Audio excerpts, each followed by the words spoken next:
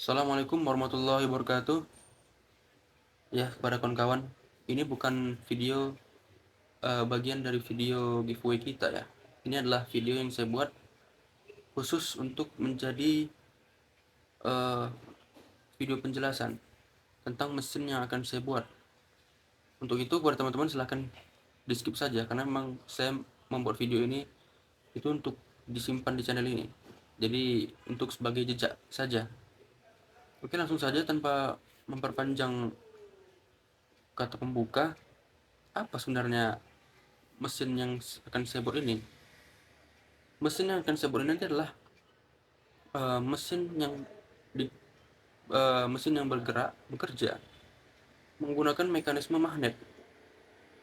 Seperti teman-teman ketahui, ya, mesin yang menghasilkan maksud saya mesin yang menggunakan bahan bakar fosil, baik itu mesin uap yang menggunakan batu bara, mesin diesel yang menggunakan solar ataupun mesin bensin.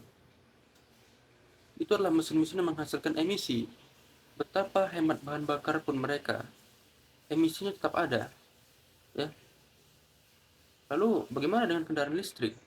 Sama juga, kendaraan listrik pun begitu. Hanya saja kendaraan listrik tidak menghasilkan emisi secara langsung. Namun emisi dari kendaraan listrik dihasilkan dari pusat penghasil energi listriknya. Di mana itu? Ya, pembangkit listrik kita yang masih menggunakan kebanyakan batu bara. Jadi efisiensinya sama saja kalau saya kira. Apalagi jika seluruh mobil itu berasal dari catu daya atau PL, eh, PLTU yang dipusatkan. Tentu saja PLTU-nya akan semakin banyak. Memang mobilnya listrik, tidak menghasilkan asap. Namun di titik-titik tertentu di mana ada PLTU, ya di sanalah emisi itu tetap terjadi, ya, pembuangan emisi yang tidak bisa kita bayangkan. Pengaruhnya untuk iklim. Iklim semakin hari semakin rusak. Polusi udara semakin bertambah. Lalu tidak ada langkah yang nyata yang dilakukan oleh sekelompok ilmuwan atau negara-negara. Mereka hanya melakukan, ya, apa yang saya bilangnya, gimmick, hanya gimmick saja seperti itu. Padahal solusi-solusi itu bisa dipikirkan, termasuk apa yang akan saya jelaskan di video ini. Jadi mesin magnetik ini nanti tidak akan menggunakan bahan bakar apapun karena dia murni menggunakan mekanisme magnet. Jadi begini kawan-kawan, magnet yang ada di dalam mesin ini nanti dia akan bekerja seperti switcher. Teman-teman tahu switcher? Yaitu adalah sistem seperti saklar, on dan off, hidup dan mati. Ya, lengkapnya mungkin nanti teman-teman bisa searching sendiri ketika saya sudah berhasil membuat mesin ini. Tapi saya dahulukan saja membuat videonya, ya, karena memang konsepnya sudah ada, hanya tinggal melakukan eh, pembuatan replikanya saja yang belum kita lakukan. Untuk itu, jika memang benar mesin ini akan berhasil, maka mesin ini akan mengubah dunia, ya. Maka mesin ini akan mampu untuk menangani permasalahan polusi udara. Untuk itu, masuk kita ke segmen yang berikutnya, ya.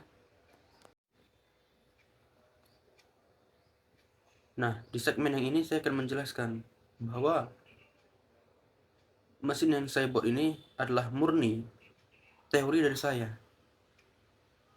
Walaupun nanti ketika saya berhasil membuatnya, mungkin akan ada klaim dari para rekayasawan-rekayasawan yang ada di dunia ini, termasuk yang ada di YouTube. Karena memang saya banyak melihat beberapa rekayasawan-rekayasawan yang mereka itu jenius, ya saya akui. Rekayasawan-rekayasawan yang membuat replika-replika mesin-mesin gerak abadi, mesin-mesin apa itu namanya, perpetual motion. mesin-mesin gerabah seperti itu yang terbuat dari magnet, yang juga merupakan mesin mekanisme magnet, saya akui bahwa itu memang secara teori berhasil. Namun permasalahan yang muncul adalah apakah mesin itu berhasil ketika diwujudkan secara nyata, ketika dia diwujudkan dalam bentuk replika. Kalau saya berpikir itu tidak berhasil. Mesin pada prinsipnya harus bisa memberikan torsi, itulah mesin yang aktif. Mesin tanpa torsi itu hanya bohong belaka, ya. Apalagi jika digunakan untuk misalnya mobil dan sepeda motor. Ya, mesin tanpa torsi untuk mobil dan sepeda motor itu hanya omong kosong belaka. Jika dia hanya mengandalkan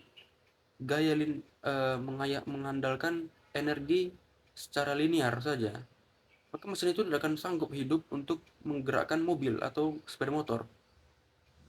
Makanya saya bilang torsi itu penting sekali di mesin, karena itulah yang memberikan tenaga, itulah yang sebenarnya menggerakkan mesin, ya. Nah, jadi jika nanti saya berpikir begini, apakah jangan-jangan para rekayasawan ini sengaja membuat begitu banyak rekayasa-rekayasa tentang mesin ini, mesin itu, tapi mereka tak pernah mewujudkan itu.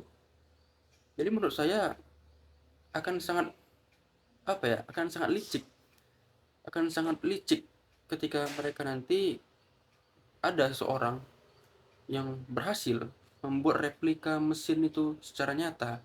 Kemudian orang-orang ini tadi, ya para rekayasawan ini tadi, itu tiba-tiba mengklaim bahwa itu adalah karya yang dicuri, padahal itu adalah ide dari sang pembuat sendiri, bukan dari rekayasawan. Ya memang kalaupun itu adalah ide yang dicuri dari para rekayasawan, maka rekayasawan itu tidak berhak untuk mengklaim, karena ya bisa jadi itu bukan berasal dari teori mereka, itu teori dari para pembuat replikanya sendiri. Jadi saya mencium adanya dugaan-dugaan seperti ini, ya. Mereka sengaja membuat lebih banyak replika, mereka sengaja membuat banyak rekayasa, ya, ratusan bahkan ribuan rekayasa dalam berbagai bentuk, dalam berbagai animasi mereka membuat seperti itu. Ujung-ujung nanti hanya menjadikan itu jejak digital agar mereka bisa dengan mudah mengklaim penemuan-penemuan orang lain. Nah, itu yang saya pikirkan. Ya, jangan-jangan mereka ini licik gitu. Kemudian yang berikutnya, ya kita akan membahas tentang kegagalannya. Nah, untuk selanjutnya adalah tentang kegagalan dari pembuatan mesin ini, ya. Jadi jika seandainya, sebenarnya kalau saya pikirkan secara teori mesin ini tidak akan gagal, ya, karena secara teori dia memang berhasil. Namun masalahnya sekarang adalah apakah ketika dia diwujudkan secara nyata dia itu mampu bekerja seperti yang diharapkan. Nah, itu kita belum tahu. Untuk itu perlu pembuatan replika, perlu uji coba pembuatan secara langsung. Nah, apabila mesin ini nanti berhasil seperti yang saya bilang, maka mesin ini akan mengubah dunia, mungkin akan memicu revolusi industri yang lain, revolusi industri kelima mungkin, ya, di mana tidak ada lagi penggunaan energi fosil, karena memang itu yang saya inginkan, ya. Dunia sudah semakin memburuk, es di kutub utara dan selatan terus mencair, ya, air laut semakin tinggi, bumi semakin panas. Diakibatkan apa? Salah satu faktor terbesarnya adalah polusi udara yang dihasilkan dari pembakaran bahan bakar fosil. Jadi coba Anda bayangkan dunia di mana tidak ada asap lagi diproduksi. Dunia di mana mesin kendaraan tidak mengeluarkan asap dan tidak perlu menggunakan bahan bakar. Loh, gratis bang? Ya mungkin akan gratis. Jadi bayangkan mesin Anda tidak menggunakan bahan bakar lagi, ya, tidak menggunakan bahan bakar minyak lagi. Bayangkan, ya bayangkan dunia yang seperti itu. Nah, permasalahan yang muncul adalah tentang kegagalan di bidang uh, konspirasi. elit global. Iya, elit global lah seperti kita. Yang ketahui, minyak menjadi pangsa komoditas terbesar yang menghasilkan banyak sekali cuan. Ya, Aramco, Pertamina, Chevron, itu semua adalah raksasa-raksasa minyak dunia. Eh, jadi, Pertamina tidak ya. Hanya ya seperti itulah maksud saya. Pangsa-pangsa pasarnya besar. Ya, Pertamina di Indonesia, ya, Aramco di Arab, Chevron di Amerika. Mereka punya pangsa pasar yang besar. Untuk itu, seandainya nanti ketika mesin ini berhasil, maka ini tentu saja akan mengganggu pemasukan mereka, dan memang akan membuat perusahaan mereka betul-betul bangkrut karena mesin ini tidak menggunakan bahan bakar. Bahkan olinya saja pun, saya merencanakan olinya terbuat dari minyak sawit. Jadi bagaimana caranya kita mengolah minyak sawit? Eh, Bagaimana caranya kita mengubah minyak sawit menjadi oli? Karena memang mesin ini tidak menghasilkan panas, dia tidak menghasilkan pembakaran, hanya sekedar dia hanya menggunakan mekanisme magnetik saja. Tidak ada yang dibakar, tidak ada panas yang dihasilkan, kecuali mungkin panas dari gesekan pistonnya saja. Dan tentu saja penggunaan minyak sawit eh, memiliki kemungkinan yang cukup besar untuk digunakan, dan bisa. Jika memang benar seperti itu, maka benar-benar mesin ini akan sangat efisien dan sangat ramah lingkungan. Ya, tidak lagi cerita, betul-betul ramah lingkungan dan hijau. Untuk itu nanti apabila mungkin saya mati karena mungkin konspirasi atau sabotase, ya mungkin itu sudah takdir, ya, dikarenakan memang ini kan mengganggu perusahaan-perusahaan besar yang dikendalikan oleh orang-orang hebat. Tapi kalau memang terjadi yang seperti itu, berarti itu takdir saya, dan itu berarti eh, ya makanlah itu kerusakan iklim, makan itu perubahan iklim, rasakan saja. Dan ingat, orang akan mati, tapi ide akan abadi. Jadi itu yang saya tanamkan. Kenapa saya giat untuk membuat mesin ini, ya. Dan terima kasih kepada teman-teman yang sudah mendukung. Tanpa dukungan kawan-kawan semuanya, mesin ini tidak akan berhasil. Dan semoga mesin ini dapat terwujud, dan video ini menjadi menjadi jejak saya di sini.